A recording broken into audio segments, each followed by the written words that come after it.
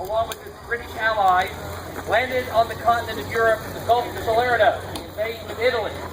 As part of the spearhead of that invasion, the 36th Infantry Division, formerly of the Texas National Guard, became the first American unit to land on the mainland of Europe. With British troops landing on our right, the Americans advanced inland and secured a toehold on the Italian peninsula. The Gulf of Solerno, actually a very large area. The Germans did not have enough forces to build a continuous line of defense along that entire region. So instead they had built 8 isolated strong points to try and slow down any Allied invasion and give them time to bring up their mobile reserves, which would then launch counterattacks. Yeah, put those down, bud. Throw the Allied forces back into the sea. No, don't throw. Hey, do not throw. Do not throw the rocks. No. This first major Allied offensive. Sit right here. Sit down. Sit down, bud. Assault on Italy was impossible, and we might think twice about attempting an amphibious assault against the mainland of France. The battle for Solerno took place at the limit of Allied air cover, and it was a closely fought engagement that lasted for more than a week. The Germans massed their forces, staged a terrific counterattack over a number of days. They came very close to splitting the Allied beachhead between when the German and the American forces butted together and potentially driving the Allies back into the sea.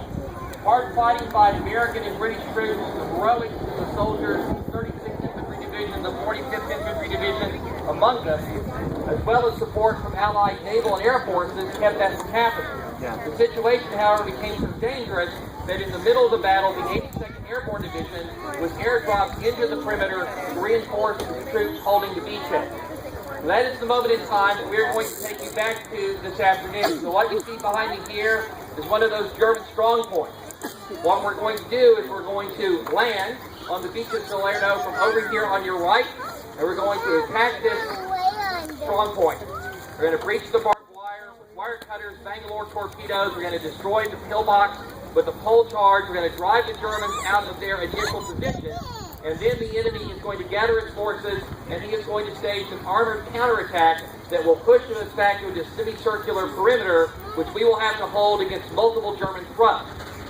About halfway through that engagement, we're going to bring in aircraft. There'll be a couple of H-6 Texans overhead. We're going to have naval bombardment strike the German forces that are counterattacking us. And then we will bring in Allied armor and paratroopers to represent the reinforcement of the beachhead that will enable us to blunt the German counterattack and then launch our own offensive that will sweep the enemy from the field.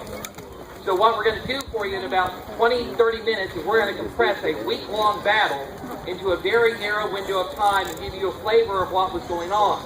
Of course, the real battle lasted longer. It was much bigger. It was infinitely much more vicious and bloody than we will be able to portray here today. But the uniforms, the weapons, the equipment, the tactics, and the vehicles that you see on the field and above your head are all those that were on the battlefield of World War II. These are actual military vehicles from the time period, actual weapons from the time period. Much of the uniform and equipment that you see being worn by our living historians out here today is actually from the 1940s, and what little bit is not actually from the 1940s are very accurate reproductions.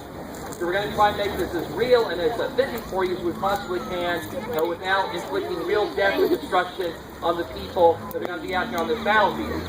Before we get going, there are a couple words of advice that we want to share with you. First off, what we're going to do out here today is going to be fairly dangerous. We are firing blank rounds, but at close range, a blank round puts out a plug of compressed air that's as good as a bullet. It can and will kill you. We have very hot pyrotechnics out here on the battlefield. In addition, we will have lots of moving armored vehicles. And of course, I cannot blank adapt a pyrotechnic charge, nor can I blank adapt a moving armored vehicle. So if you make the mistake of getting someplace where you are not supposed to be, the danger to your life and limb is very, very real. So it is critically important for the duration of this demonstration that all of you stay behind these yellow and white tablets that here in front of you. And for parents with young children, this is particularly important because your little one might get all excited and want to rush out here and help us vanquish the German army. A little tired. September 1943. And although we appreciate the sentiment, we prefer that the kids stay behind the battle lines for their safe. You let us do that job here this afternoon. Something else that you'll notice is that what we're going to do is going to be very, very loud. It gets louder, it gets deeper into it as we go. Our volunteers have been passing out earplugs. If you've got them, we suggest that you put them in. And that you wear them for the duration. If you haven't got them, they're still drifting around. We certainly have some down here at our souvenir stand. You can walk down there and get them. We also have bottled water for sale at the souvenir stand. It's getting hot and muggy, and probably in about 10 minutes, the sun's going to break through these clouds. We'll be in sunny Italy, and it's going to get very hot. So make sure that you're hydrated. There is a water buffalo over here on the right side of the bleacher. That water is there for you to consume if you want to get your water from that source. When we're done with the battle, we're going to be able to invite you guys to come out on the field. You can also look at the equipment, talk with some of the crews that we're going to have. Nobody can do that on the field. You can do that. The whole